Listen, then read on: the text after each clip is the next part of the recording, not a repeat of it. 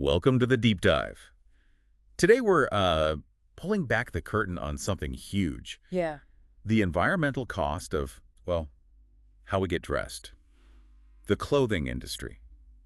And the search for more sustainable ways. Yeah, it's a big one. Consider this your express ticket, really, to a deeper understanding of what's actually going on with our wardrobes. Absolutely. We've looked at a lot of research, and frankly, the scale of the textile industry's environmental impact is, well, it's pretty eye-opening. Just how big are we talking? Okay, so get this. The industry can use somewhere between like 7,000 and 10,000 liters of water just for 1 kilogram of cotton. Wow, that's a staggering amount of water. Just for cotton. Right, and it doesn't stop there. No, I saw the figures. Yeah. This industry is responsible for, what, 4 to 8% of the world's greenhouse gas emissions. That's significant. It is. And then there's the waste. Think about this. Around 90 million tons of textile waste piling up every single year. 90 million tons. Okay. Precisely. So for this deep dive, our goal is really to get past the sort of simple green labels you might see. Yeah, the buzzwords. Exactly. And really grasp the complexities. What does sustainability actually mean in textiles?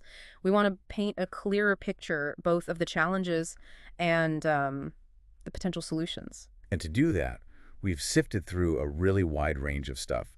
We've looked at the basic environmental harms, the promises, and maybe the problems with things like organic cotton and recycled polyester. Right. Are they the silver bullets, people think? We look at how effective recycling actually is right now. Spoiler, maybe not as great as we hope. Yeah, that was sobering. The role of fast fashion, obviously, as a huge waste generator, and where we as consumers actually stand in terms of awareness. And we also dug into how new tech, like digitalization and AI, might offer some solutions. Okay. Explored some really fascinating new materials, the crucial link between universities and industry. Right. And finally, what big shifts we might see coming down the line, say by 2030 or so. It's pretty comprehensive. Okay, let's unpack this then, starting with the big picture. That overall environmental footprint. It's more than just cotton's thirst, right? Definitely. I mean, that massive water use for cotton is a huge piece, yes. But you also have to think about the dyeing and finishing stages. The chemicals. Exactly. They produce wastewater that's often loaded with harmful chemicals. And if that's not treated properly, which it often isn't, it causes serious water pollution. Bad for nature, bad for human health. Okay. And the carbon footprint. That 4 to 8% of global emissions figure really jumped out. Where's that mainly coming from? Well, a significant chunk is from synthetic fibers, things like polyester. Because they're fossil fuel based? Precisely. So their production inherently has a higher carbon footprint.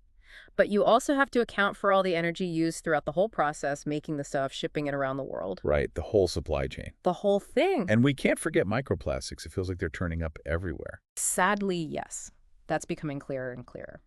When we wash synthetic clothes, polyester, nylon, that sort of thing, they shed tiny plastic fibers, microplastics. They wash down the drain, end up in rivers, oceans. Eaten by fish? Eaten by marine life, and yeah, potentially ending up in our food chain. It's a pretty grim picture. And that sheer volume of waste, 90 million tons a year, what actually happens to most of it? The vast majority, landfills, that's the reality.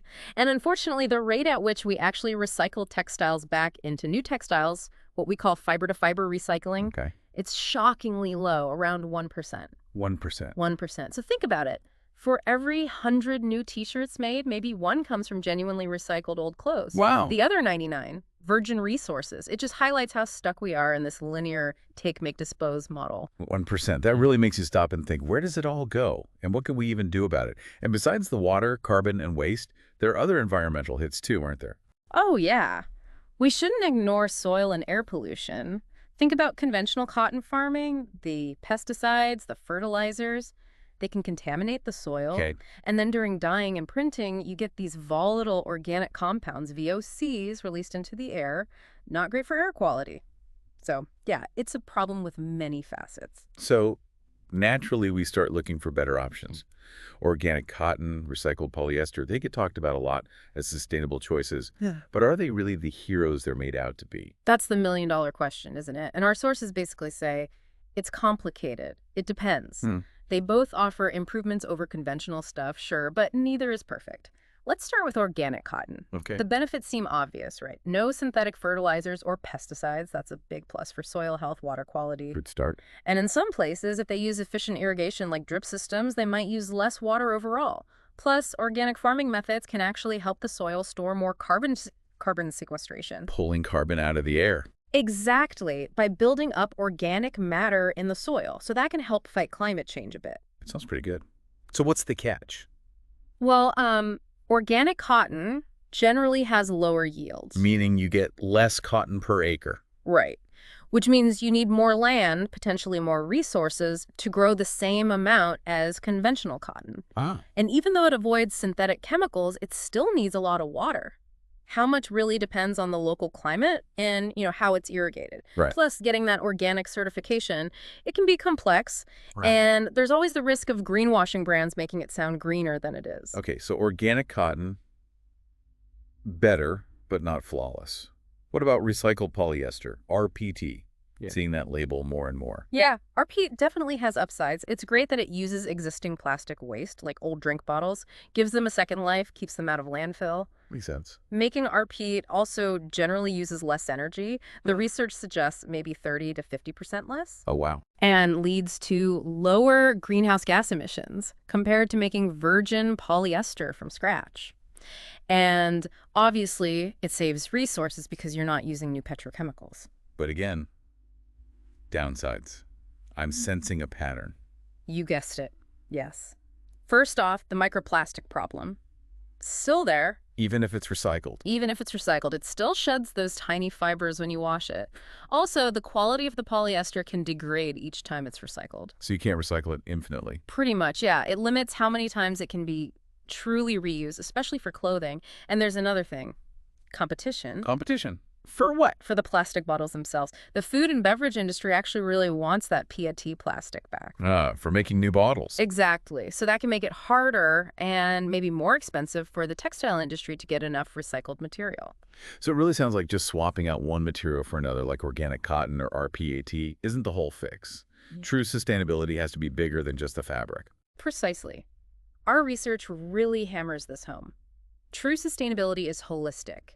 It's not just what it's made from, it's how it's made. Like the production methods. Yeah, the production methods, energy use, water consumption, how chemicals are managed, how transparent the whole supply chain is, all of it matters. Which brings us neatly to recycling. We're making so much waste. Surely recycling is a key part of the solution. It absolutely has to be a key part, but the current reality, textile recycling systems, well, they haven't really scaled up or become effective enough yet to make a massive global impact. Why not? What's holding it back? A big obstacle is actually the rise of cheap, low-quality, fast fashion. Those items are often just not designed or built to be easily recycled. Okay, so what recycling methods do we actually have right now? There are mainly two types, mechanical and chemical. Mechanical sounds straightforward. It is, basically. Yeah. You physically shred the old textiles, process the fibers, and spin them into new yarn. But, like we talked about with the Pritzi, the fibers get weaker each time you do it. Right, the quality degrades. Exactly. So you can usually only recycle them a few times, and the resulting material often isn't good enough for new clothes. It ends up in lower grade stuff, like insulation or padding. Okay. And chemical recycling. Sounds more high-tech. It is. The idea there is to break down the fibers chemically at a molecular level. Back to the basic building blocks. Pretty much. You get pure polymers that can then be remade into high-quality fibers theoretically again and again.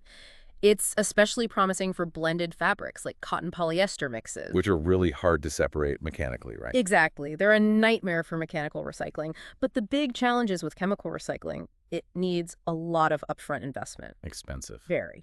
And it uses quite a bit of energy and water itself. So that's limiting how widely it's being adopted right now. So given these limitations, how effective is textile recycling overall, like right now? Well, like we said earlier, that fiber-to-fiber recycling rate globally, it's still stuck around that tiny 1% mark. Just 1%. It's hard to get your head around. It is.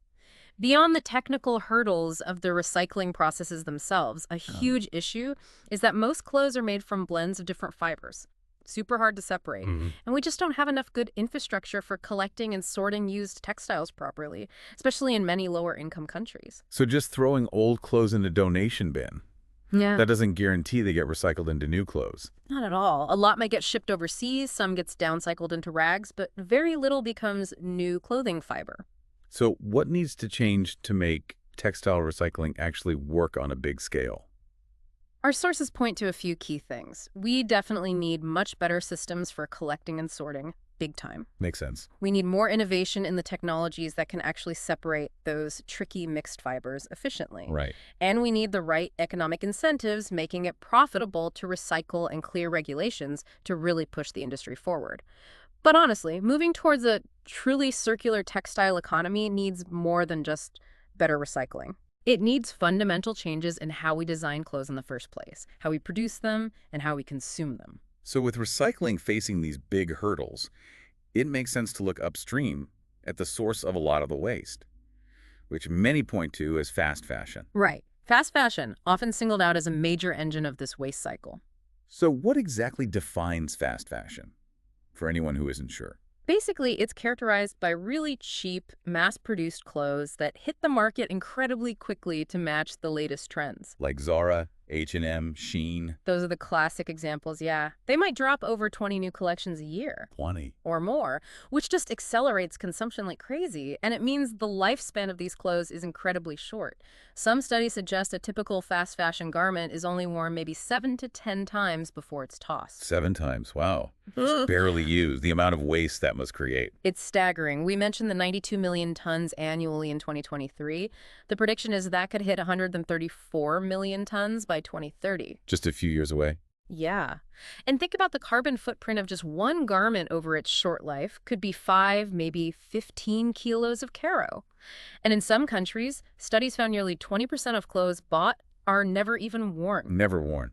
Just bought and discarded. Mm. What's driving this crazy level of production and waste? It's fueled by a few things, really. The constant pressure to keep up with lightning-fast trends encourages people to buy more. Read the trend cycle. Those incredibly short fashion cycles themselves, new stuff landing in stores constantly. And let's be honest, the often low quality of these items means they just don't last. They fall apart or go out of style in weeks.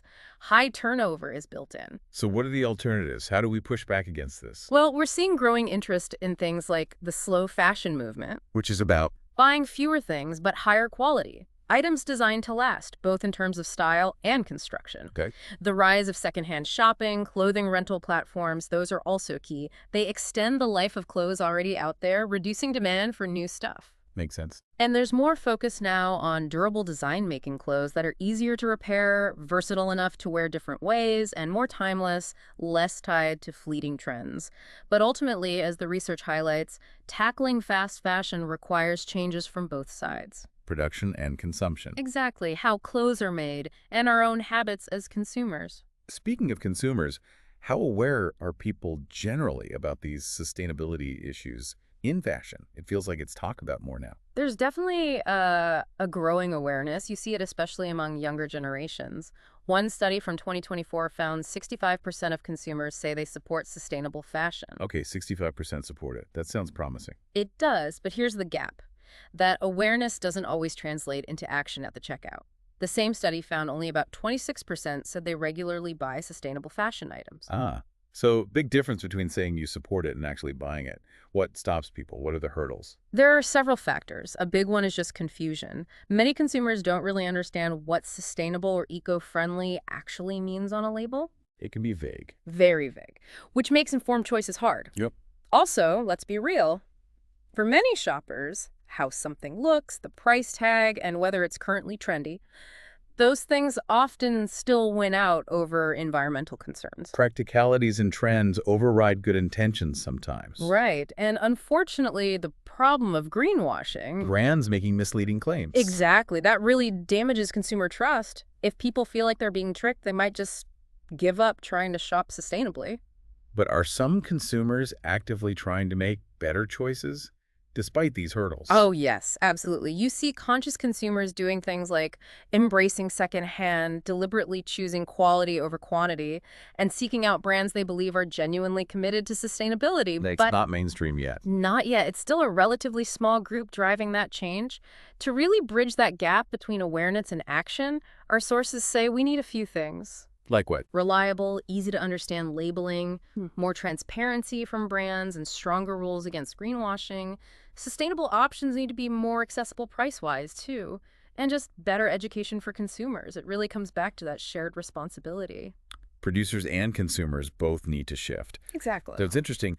While general awareness seems to be rising, our sources specifically mentioned that awareness about the impact of fashion trends themselves might be lagging behind. That's a really crucial distinction. Yeah. Even with more research highlighting the environmental costs, that knowledge doesn't seem to strongly influence how people chase the latest styles. Is there data on that? Yeah, a 2025 study found only about 17% of consumers actively consider the environmental impact when they're shopping, specifically in relation to trends. Only 17%. Wow.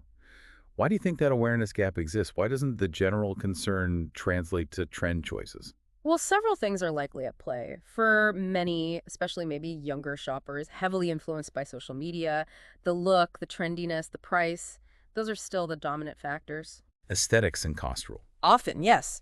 And the fast fashion model itself, built on churning out new trends constantly, persists partly because this specific awareness isn't a top priority for the majority. In social media's role. Huge. It fuels those rapid trend cycles, defines what's in, and there are psychological factors too, like FOMO, the fear of missing out, Right. that can really drive impulsive, trend-based purchases, often pushing environmental concerns way down the list. So how do we bridge this specific gap? How do we make people more conscious of the impact of just constantly chasing trends? The research points to a few potential strategies. Educational campaigns could help, obviously. Clearer, more prominent labeling right at the point of sale, highlighting the environmental cost of constantly buying new styles. Making it unavoidable. Potentially. Collaborations with mainstream media and, importantly, social media influencers could also play a big role in making sustainability, rather than just the latest trend, seem cool and desirable. Using influence for good. Hopefully. And there's this idea of digital product passports gaining traction. What are those? Basically like a digital tag or record for each garment, showing transparently how it was made, its materials, its environmental footprint. So you could scan it and see the whole story. That's the vision, giving consumers much more information right when they're deciding whether to buy. But again, it comes back to pairing that awareness raising with accessible info and trustworthy labels during the actual shopping experience. Okay, let's shift gears a bit. Technology, digitalization, AI. They're transforming so many areas. Yeah. What potential do they hold for making textiles more sustainable? Digitalization offers some really powerful tools. Think about supply chain transparency. Knowing where stuff comes from. Exactly. Technologies like RFID tags and blockchain can make it much easier to track materials and products from source to shelf. That's crucial for verifying sustainability claims and ensuring quality. Okay, what else? Production efficiency. Things like the Internet of Things, IoT, connecting machines, and AI optimizing processes. They can help reduce waste and use resources like energy and water much more effectively. And design? Yeah. Digital design and simulation tools using virtual reality or augmented reality can cut down on the need to make lots of physical prototypes. Saves materials and time. Right. Though you often still need some final real-world testing, of course. And finally, digitalization is changing customer interaction. Think personalized online shopping, better marketing. That all sounds very positive. Are there downsides, challenges to going digital? Oh, definitely. The initial cost of implementing these technologies can be really high. That's a big barrier, especially for smaller companies. Wait, the little guys might get left behind. It's a risk. There's also a need for a workforce with the right digital skills. Finding people who know how to operate and manage these advanced systems can be tough. The skills gap. Exactly. And cybersecurity is always a concern when you're dealing with interconnected systems and valuable data. Protecting customer info, production processes, it becomes critical. Okay, what about AI and automation specifically? We hear so much about their potential impact. AI and automation are making some really interesting strides. In quality control, for example. AI using image processing can spot tiny defects on fabric lines much faster and more accurately than the human eye. Leading to less waste and better products. Right. In production planning, machine learning algorithms can analyze data to forecast demand more accurately, helping companies optimize inventory and avoid overproduction. Smart. AI is also starting to help with waste management, developing automated systems for sorting different types of textile waste for recycling. That could help with the sorting bottleneck we talked about. Potentially, Yeah. yes. And even in design, AI can analyze trends, predict styles, assist with creating virtual designs. Though our sources are quick to point out that human creativity remains absolutely key, AI is seen more as a tool to augment designers. Not replace them. Not replace them, yeah. More like a very capable assistant. But just like digitalization overall, AI and automation must have their own specific challenges too. Absolutely. A major one is the potential impact on jobs, especially lower-skilled manual labor roles. This is a big concern in developing countries where a lot of textile manufacturing happens. Job displacement. It's a real worry. Then there are the ethical questions surrounding AI. Algorithmic bias, data privacy, transparency in how decisions are made. These need very careful consideration. Yeah, those are big societal questions. They are. The skills gap is relevant here too, needing people who can develop, manage, and work alongside AI systems. And, as mentioned, there's that ongoing discussion about AI's impact on creativity, ensuring it remains a tool that empowers rather than stifles human ingenuity. It's clear that new materials and new technologies are going to be absolutely vital. What are some of the most exciting innovations on the horizon? Well, on the materials front, there's a lot happening. We're seeing advances in bio-based polymers, Made from natural sources like cellulose from wood pulp, chitosan from shellfish waste, alginate from seaweed. These offer alternatives to conventional synthetics that can biodegrade more easily. Interesting. What else? Mushroom-based leather using mycelium, the root structure of fungi. It has a much lower environmental footprint compared to animal leather or even plastic-based synthetics. Still quite niche commercially, but gaining a lot of buzz. Mushroom leather. Okay, and then you have smart textiles. Fabrics that can change color, for instance, based on temperature, thermochromic, or light, photochromic. What's the sustainability angle there? Potential energy savings, maybe reducing the need for different garments for different conditions, plus just innovative product possibilities. And there's a growing interest in regionally sourced natural fibers, things like hemp, banana fiber, pineapple leaf fiber. Using local resources? Exactly. Often more eco-friendly to grow, require fewer inputs, and can support local agriculture and economies. Okay, lots of material innovation. Yeah. What about technological innovations to watch? Well, building on the AI point, those AI-powered waste sorting systems are getting smarter, which could really improve recycling rates by accurately separating different fabric types. Tackling that mixed fiber problem. Hopefully. Technologies like 3D knitting and digital printing are also key. They allow for more precise manufacturing, which can drastically reduce water and chemical use and minimize fabric waste compared to traditional cut-and-sew methods. More efficient production. Right. And things like high-precision optical measurement technologies are helping us understand fabric properties better, which informs smarter, more eco-conscious design choices right from the start. It sounds like a lot of this cutting-edge R&D happens in universities. Yeah. How important are those partnerships between universities and the textile industry? Oh, they're absolutely critical. Crucial. Universities are often where the foundational research happens for these next-gen materials, the biopolymers, the mycelium. The labs are where it starts. Exactly. And then industry partnerships are essential to take those innovations, scale them up, and actually bring them to market. We also see universities developing prototypes for new technologies like those AI sorting systems, and then working with companies to test and integrate them into real production lines. So it's a two-way street. Very much so. And you also have things like open innovation clusters emerging places like Fashion for Good in Amsterdam that specifically bring universities, startups, and established industry players together to accelerate the testing and scaling of sustainable solutions. That kind of collaboration is really decisive for driving progress in materials, recycling tech, and just fostering new sustainable ideas. So, looking ahead now, thinking about 2030 and beyond, what major transformations should we anticipate in the textile world? Our sources point towards some pretty significant shifts. A big one is a much stronger focus on circular economy systems. Designing for reuse, repair, recycling from the start. Exactly. Things like the EU's Sustainable Products Initiative are pushing this. Designing products to last, to be easily disassembled and recycled, that's becoming central. Okay, what else? Data-driven and AI-supported production will likely become much more common. Using data for greater efficiency, for accurately measuring carbon footprints, for better demand forecasting to avoid overstock. More precision. Right. We might also see a trend towards more localized and flexible supply chains. Partly driven by resilience needs, we saw vulnerabilities during the pandemic, but also to reduce transport emissions. Shorter distances, less shipping. Potentially. And of course, the continued development and crucially the scaling up of those next generation sustainable materials we talked about. Mycelium, cellulose nanofibers, bio-based plastics like PLA. Getting them from niche to mainstream is key. And how are companies in the industry strategizing to meet these challenges, both current and future?